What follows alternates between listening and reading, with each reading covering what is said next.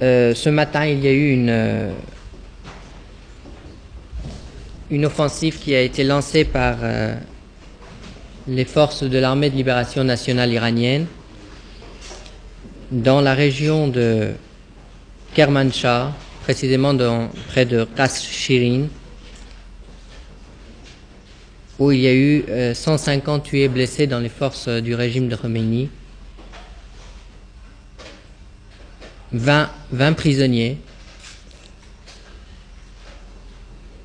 et beaucoup de matériel qui ont été détruits, y compris des blindés.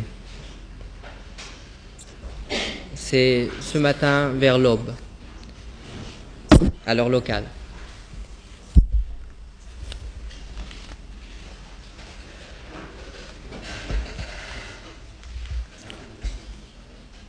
Je tiens à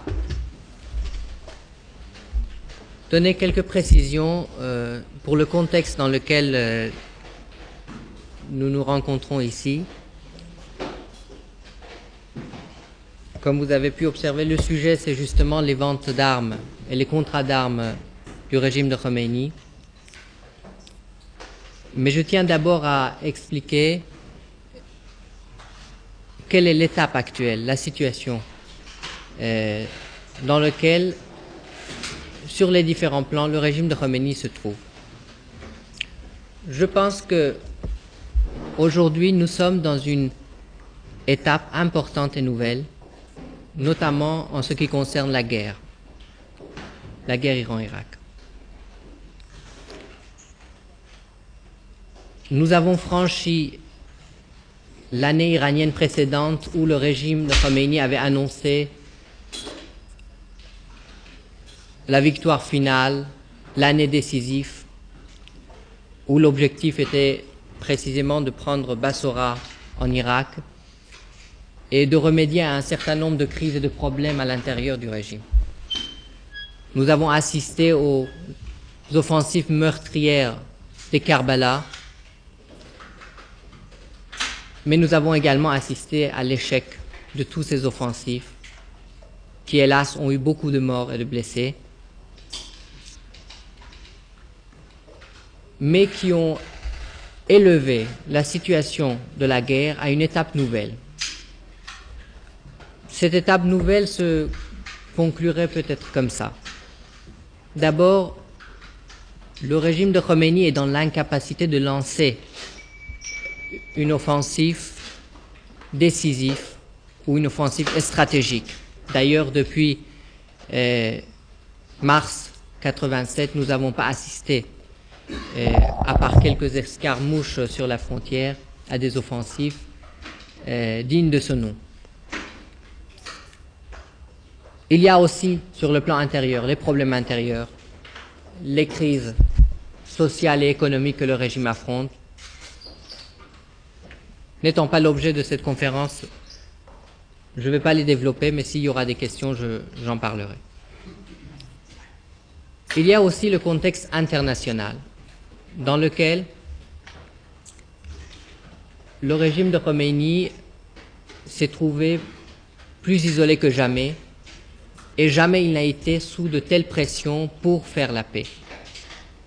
National, dans ses discours vis-à-vis de l'étranger, un certain flou. Nous avons assisté au voyage de Khamenei à New York, mais ce qui est certain, c'est que tant qu'il le pourra, ce régime refusera la paix, notamment tant qu'il recevra des armes. L'importance des armes qu'il reçoit aujourd'hui est un peu différente par rapport au passé, étant donné la nouvelle étape dont je vous ai parlé. Précisément parce que si on énonce les différents problèmes du régime vis-à-vis de la guerre, il faut surtout souligner le problème, et je dirais le fiasco, qu'il a actuellement dans le domaine de la mobilisation.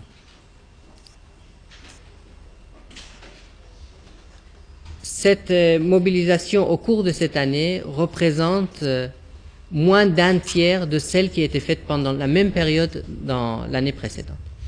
Par exemple, dans une région telle que le Khorasan, qui est située au nord-est de l'Iran, qui était considérée comme étant une région très propice à la mobilisation du régime, la chute a été de 1/7, c'est-à-dire il y a 1/7 de force dépêchée depuis ces régions vers le front par rapport à l'an dernier.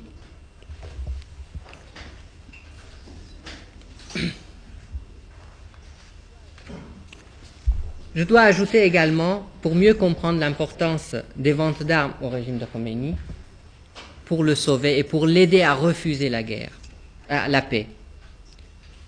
C'est la situation actuelle de l'armée, de son armée.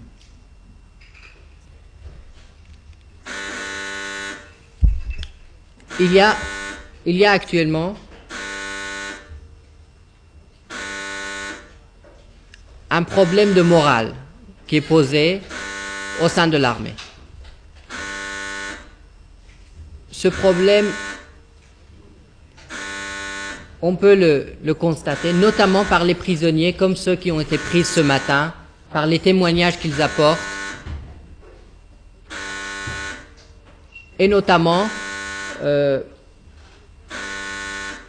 par le fait qu'au moment des offensives que l'armée de libération nationale lance, il y a beaucoup de gens, de plus en plus de gens qui se rendent parmi les soldats, parmi les pastards, et qui montrent qu'effectivement le moral est très bas dans les forces de Khomeini.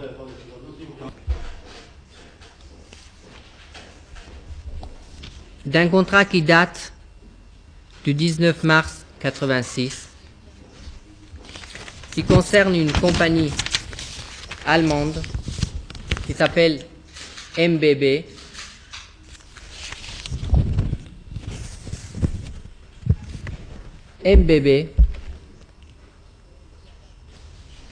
et qui a passé ce contrat avec le ministère de la Défense iranien.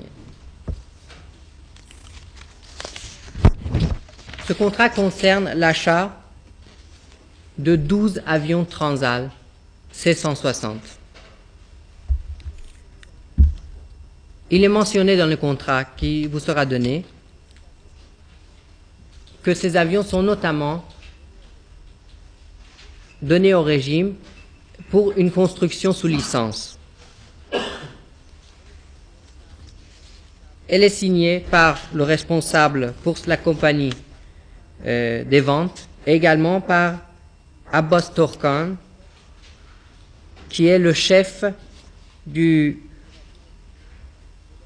la direction de l'organisation des industries de la défense de la République islamique.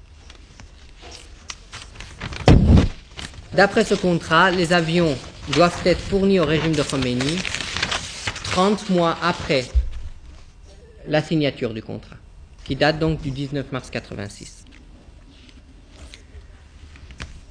L'antécédent de ce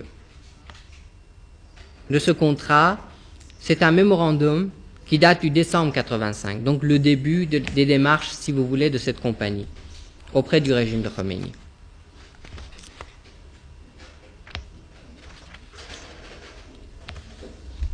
Le montant du contrat est porté sur environ 80 160 000 Deutschmark. C'est un prix qui a été fixé au début et qui par la suite devait changer par rapport à la date où le contrat serait signé.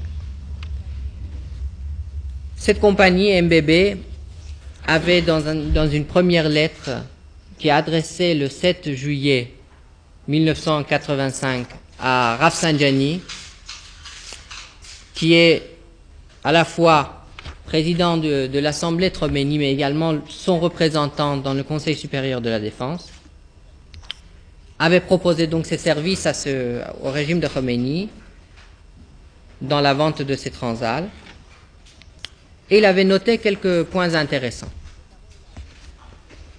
Notamment, il avait invité une délégation des pastarans et de l'armée de Khomeini à rendre visite à cette compagnie en Allemagne et également à venir rendre visite à l'aérospatiale en France.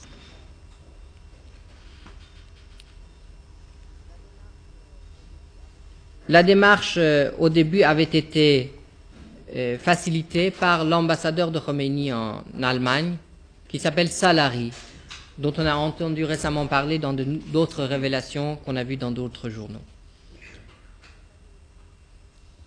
La compagnie explique que justement cet avion militaire est servi dans les armées allemandes, de la RFA, de la France, de l'armée turque, sous la surveillance de l'OTAN, et qu'elle se propose de fournir ces avions pour l'armée des Pasdaran, notamment.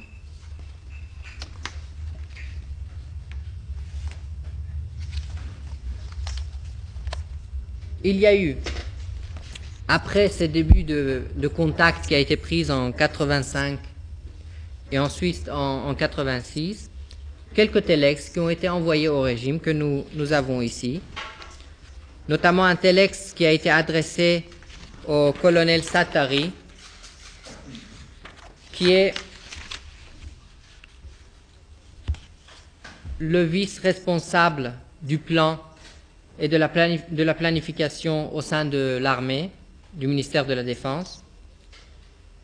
Et la lettre, le téléx est adressé toujours par la même compagnie et signé par la même personne, qui est le responsable des ventes apparemment. Dans ce téléx, il note qu'il est nécessaire d'avoir un contact en clandestinement, pour discuter d'un certain nombre de choses, et notamment des dossiers qui ont été envoyés. Et à la fin de son contrat, à la fin de ce téléx, il note qu'il est nécessaire que la République islamique se décide pour l'achat de ces avions. Comme vous pouvez le constater, depuis le début de la démarche qui date du 85 jusqu'à la signature du contrat qui est en 86, les choses ont un petit peu traîné.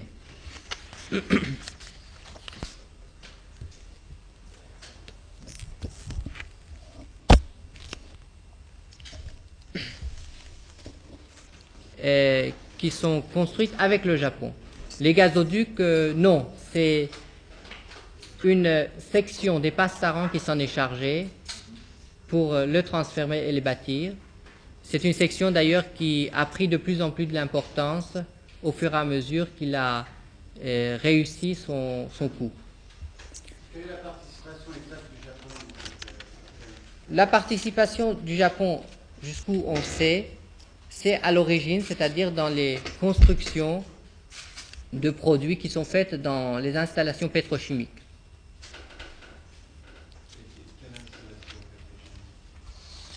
Il y a des installations pétrochimiques dans le sud de l'Iran. Il y en a à Bandar Abbas notamment. C'est là où on fabrique justement des différents produits. Oui. Vous êtes certain qu'on peut faire passer des gaz de combat dans des gazoducs? Ce sont des informations que nous avons. Je suis certain, oui. Je suis certain parce que les informations qui me sont données le disent. Je n'ai pas de détails là-dessus. J'ai le nom des personnalités, des personnes qui sont dans le travail de ce transfert, qui sont tous des gens qui sont spécialisés et qui travaillent dans une division de l'armée des Pasdaran qui est chargée justement de préparer ce plan qui a débuté depuis 86. Quel est le nom de la compagnie japonaise qui participe à cette fabrication? Je n'ai pas le nom.